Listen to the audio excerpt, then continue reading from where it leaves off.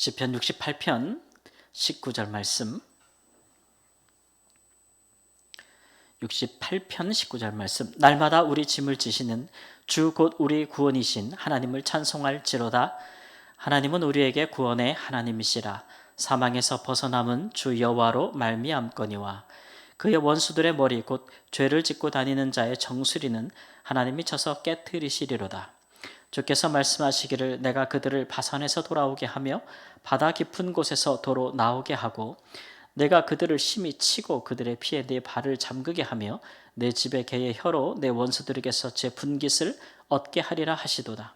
하나님이여 그들이 주께서 행차하심을 보았으니 곧 나의 하나님 나의 왕이 성소로 행차하시는 것이라.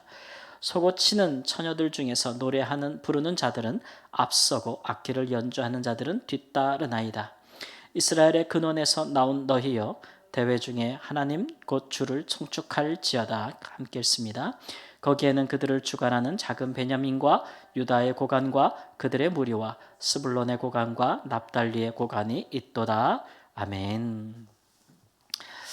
오늘 시편 68편은 다윗이 인도자를 따라 부르는 노래로 지은 것인데 26절 보니까 대회 중에 하나님 곧 주를 송축할지로다 이렇게 했습니다. 그러니까 큰 대회가 열린 것인데 어떤 대회냐라고 했더니 생각해 보니 24절 말씀에 하나님이여 그들이 주께서 행차하심을 보았으니 곧 나의 하나님 나의 왕이 성소로 행차하시는 것이라 이렇게 되어 있습니다. 그러니까 하나님께서 성소로 행차하시고 그 앞에서 노래하는 이들이 막 노래하는 긴 행렬을 한번 생각해 보십시오. 예전에 우리나라도 이렇게 그림 같은 거 보면은 정확히 제 그림 모르겠는데 우리나라 왕이 이렇게 행차할 때에 그 앞에서 막 이렇게 불면서 쭉 가는 무리들이 있고 또 군인들이 도열해서 가고 또 중앙에 왕이 이렇게 가지 않습니까? 그런 것처럼 이제 하나님이 성소로 행차한다는 얘기는 하나님의 법궤죠. 언약궤가 이제 시온성, 그러니까 예루살렘에 있는 다윗의 성에 들어갈 때에 그럴 때에 아마 그런 큰 행렬이 있지 않았을까? 그 행차 중에서 다윗이 하나님을 찬송하기 위하여 지은 시라고 볼 수 있는데 특별히 1절, 2절, 3절, 4절 우리가 읽지 않은지 여기 보면은 막 하나님 앞에서 뛰놀며 기뻐하고 즐거워할지어다 이렇게 얘기를 하고 있습니다. 몇 번에 걸쳐서 이렇게 이야기를 하거든요. 그런 걸로 봐서는 다윗이 이렇게 하나님 앞에서 그가 왕일지라도 마치 그 옛날 성경에는 실성한 사람처럼이라고 되어 있는데 막 그 춤추면서 뛰놀면서 노래한 적 있지 않습니까? 그때 다윗이 마침내 이제 이스라엘의 왕이 되고 또 그의 모든 주변의 모든 민족을 다 평정한 후에 이스라엘의 안식과 평안이 주어졌을 때 그가 이제 성막에 계신 여호와의 벽궤를 그의 성으로 이렇게 드리면서 하나님께서 너희가 가나안 땅에 들어가거든 중앙에 한 곳을 성소를 정하여 그곳에서 하나님께 제사하라고 하셨는데 마침내 이제 그것이 이루어지고 있는 것이죠.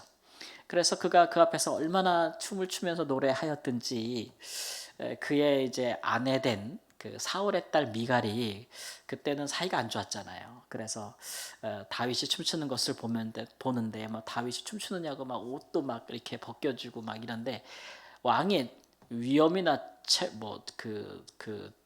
뭐라 그래요? 체면, 채통 이런 것도 없이 그 많은 백성들이 보는 앞에서 옷이 흘러내리는 것도 모르고 막 춤을 추는 제가 예전에 이것을 영화로 만든 영화를 보고 있는데 그때 어떤 배우가 이 장면을 이렇게 연기한 걸 본 적이 있는데 진짜 막 왕이 그냥 춤을 추면서 나가는데 옷이 다 벗겨지더라고요. 그만큼 다윗이 뭐 했던 거예요? 굉장히 기뻤던 거예요. 굉장히 기뻤던 거예요. 이스라엘 백성들이 가나안 땅에 들어오고 나서 이런 날이 없었죠. 이런 날이 없었습니다. 여호수아가 죽은 이후부터 이스라엘 백성들은 사사시대로 접어들면서 그 사사 중 누구 하나가 정말 하나님을 경외함으로 모든 이스라엘 백성들을 하나로 묶었으며 여호와 신앙으로 똘똘 뭉쳐서 그 사사가 하나님께 쓰임 받을 뿐만 아니라 그 이후에도 정말 하나님만이 우리의 왕이시라고 그렇게 고백하면서 백성들을 이끈 적이 있습니까? 없단 말이죠. 사사기는 그야말로 참혹한 이스라엘의 역사, 끊임없이 되풀이되는 이스라엘의 범죄와 하나님의 징계, 그들의 울부짖음과 회개, 하나님의 구원하심, 그러나 또다시 그들의 범죄함, 이런 것들로 이방 민족에게 끊임없이 그 괴롭힘을 당하는 징계를 받는 이스라엘의 모습들을 그리면서 점차적으로 그들이 얼마나 부패해져 가고 있는지, 이 사사기의 마지막에 가보면 정말 사람들이 각기 다 자기 소견대로 행하고, 이스라엘의 하나님을 왕으로 모시지 않는 그들의 불행한 삶에 대해서 그 면면들을 보여주고 있거든요. 그들이 왕을 요구한 이후에도 마찬가지였습니다. 첫 번째 뽑은 왕이 사울이었는데, 그가 결국 이스라엘의 참 왕이신 진짜 왕은 여호와 하나님이다 라는 것들에 대한 신앙의 굳건히 서서 자기에게 기름을 부고 왕을 삼으신 여호와 하나님을 진정한 이스라엘의 왕으로 받들면서 그가 그의 백성들에게 주신 율법대로 잘 통치하였더라면 참 좋았을 것을. 그렇죠? 근데 우리가 알다시피 이스라엘 백성들이 처음 왕을 구할 때 그런 순수한 마음으로 구하지도 아니하였거니와, 그렇기 때문에 사울이 왕이 된 이후에 백성들이 그의 마음을 돌이켜서 하나님의 말씀을 청종하는 의로운 왕이 아니라 이제 백성들에게 인기를 얻으며 백성들이 원하는 포퓰리즘이죠. 그런 이방 왕과 같은, 나라의 왕과 같은 모습으로 그가 변화하기를 원하여서 마침내 그 마음에서부터 하나님을 버리고 하나님의 명령하신 이제 법도를 그가 저버렸을 때에, 그때 하나님을 왕으로 모시지 않았죠.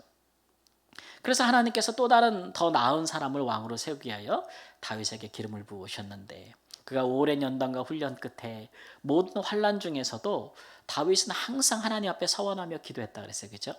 하나님께서 나를 구원해 주시고 마침내 나에게 기름을 부으신 하나님께서 나를 이스라엘 왕이 되게 하실 때는 내가 주께 서원을 이행하겠습니다. 그 서원이 뭐예요? 하나님의 성소에서 하나님을 찬양하겠다는 거예요. 다윗은 워낙 찬양하는 걸 좋아하고, 그죠? 그가 소년일 때부터 찬양을 지어서 하나님께 들에서나 또는 왕 앞에서나, 심지어 사울 왕 앞에서나 찬양하기를 좋아해서 그의 찬양에는 영감이 있었다 그랬어요. 심지어 악한 영이 사울을 부릴 때에도 다윗이 찬양하고 노래하면 그 악신이 떠나갔다고 했으니까 그의 찬양에는 정말 하나님의 영이 함께 하시는 듯한 놀라운 감동과 역사가 있었던 거죠. 다윗은 그래서 하나님의 성소를 짓고 그 성소에서 하나님을 사모하면서 거기서 하나님을 찬양하는 것이 자기의 서원이었어요. 이게 지금 그걸 갚는, 서원을 이행하는 때예요. 그러니까 그 다윗의 인생에 제가 생각했을 때도 이처럼 기쁘고 이처럼 영광스럽고 이처럼 가장 정말 행복했을 때가 있었겠는가라고 싶어요. 가장 행복했을 때죠. 그때 이후에 또 이가 범죄함으로 많은 수렁 속에 빠지잖아요, 다윗이.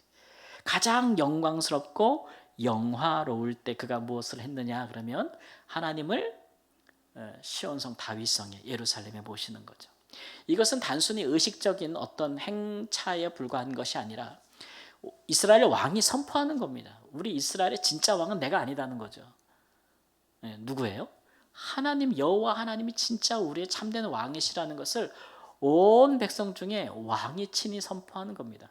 그래서 이것은 굉장히 강력한 메시지가 있는 거죠.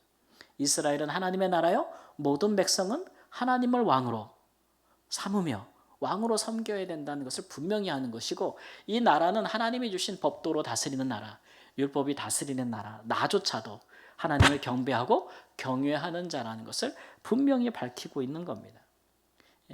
그 같은 기쁨으로 그가 노래하면서 하나님의 역사를 쭉 얘기하고, 과거에도 하나님께서 광야에서 애굽에서 우리를 어찌 구원하셨느냐 막 이렇게 얘기도 하고 막 그러는 거예요. 오늘 말씀 읽은 대로 날마다 우리 짐을 지시는 우리의 구원이신 하나님을 찬송할지로다.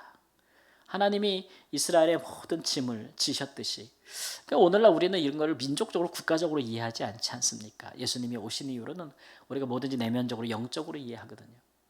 그러니까 예수님께서 날마다 우리의 짐을 지신다는 거예요. 무슨 짐을 지실까요? 우리의 죄짐을 지시겠죠. 우리가 하나님 앞에 부족하고 연약하고 하나님의 뜻대로 행하지 못하고 선을 행치 못하는 많은 우리의 약함과 우리의 짐을 날마다 지금도 우리 주님께서 지고 계신다. 그분께서 우리의 죄짐을 지고 계시기에 우리는 지금도 구원받은 백성으로서 살아갈 수가 있는 것입니다. 그 같은 것에 대한 감사로서 마땅히 우리 예수님께서 우리 삶의 주님이라는 거, 하나님이 왕이듯이 예수님이 우리의 주인이시라는 거, 주. 이게 왕이라는 표현이잖아요. 예전에는 황제라는 표현이었어요. 똑같은 표현이에요. 라는 것을 모시는 그런 것이 우리가 하나님께 드리는 예배 아니겠습니까? 우리가 하나님께 예배하는 이유가 뭡니까? 그분이 우리의 주님이시기 때문에 그를 경배하고 그를 찬송하는 거잖아요. 근데 그런 것들이 그러니까 하나님의 백성들에게 사실 하나님을 찬송하고 예배하는 것만큼이나 가장 행복한 시간은 없는 것이고, 저도 아프리카 선교할 때는 막 가면 두세 시간 막 찬송하잖아요. 아프리카 사람들이. 그러면 같이 그냥 몸친데도 막 몇 시간을 이렇게 막 춤추면서 찬양을 하는데, 한국 오니까 또 점잖아져가지고 제대로 춤도 못 추고 막 그러는데, 정말 몇 시간을 발을 구르며 막 하거든요. 오늘 이렇게 우리는 좋은 악기들로 하지만 거기 보면 막 북치고 어디가 쇠조각 주워와서 막 두들기고 이러면서도 정말 형편없는 것들로서 아마 옛적에 그렇지 않았을까 싶어요. 옛적에. 실제로 이제 다윗 시대를 보면은 음계가 몇 개 없었다 그래요. 그때만으로도 보면 악기 같은 거 만들 때 뭐 양이나 뭐 소 같은 힘줄 있잖아요. 그런 거를 팽팽하게 당겨서 매달아서 이렇게 말려서 이렇게 해서 악기를 만들었기 때문에 기껏해 음이 5개 정도 틱틱틱틱틱 이 정도인데, 그래도 그 음계 가지고 그렇게 이렇게 사람들이 음악을 만들고 노래를 해서 하나님을 찬송했다는 거 아니겠어요? 오늘날 우리가 예배 때 이러한 하나님을 우리의 삶의 주님으로 모시는 어떤 영접하는, 또 고백하는, 또 선포하는, 인정하는 그런 모습이 우리의 찬송이고 예배인데, 우리가 이러한 감격, 감사함을 가지고 있는지를 한번 돌아볼 필요가 있고, 중요한 것은 의식 안에서만 우리가 하나님을 찬송하는 것이 아니라 실제로 우리의 삶에서, 우리의 마음이나 우리의 삶에서 정말 우리의 보좌, 마음의 보좌에, 우리의 삶의 중심에 우리 예수 그리스도를 주님으로 모시는 그런 삶이 필요하겠죠. 그래서 우리가 뭐 실제적으로 지금도 우리가 육신을 갖고 세상에 살아가지만 이 나라를 다스리는 사람이 있지 않습니까? 그래서 그 사람의 결정과 그 사람의 모든 행동과 선택과 결정과 정책에 우리가 큰 영향을 받고 살아가고 있는 겁니다. 물론 이제 인정하는 사람도 있고 인정하지 않는 사람도 있고 다 다를 수도 있겠는데, 그러나 인정하든 안 하든 그것 가운데 있는 거죠. 근데 그보다 더 강력한 영향력을 우리의 삶에 갖고 계신 분이 우리 주 예수님이라는 겁니다. 세상의 통치자들은 뭐 아무리 뭐 우리한테 뭐 강력한 영향력을 가져봤자 우리를 살리고 죽이는 것밖에 더 하겠어요? 근데 하나님은, 주님은 우리에게 영원한 생명을 주시기도 하고 또 누구에게는 영원한 심판에 이르게도 하시는 그런 강력한 영향력을 가지고 계시고 주권을 갖고 계시는 분이시기 때문에, 우리 하나님이 참으로 우리의 모든 인생에 그 생사와 역사를 주관하신다는 것을 생각할 때에 그분은 우리의 삶에 모시고 또 그것을 인정하면서 그분의 또 인도하심과 동행하심 속에서 함께 살아가는 것, 그것이 이제 우리 믿는 신자가 가져야 될 삶의 믿음에 마땅한 도리다라는 것이죠.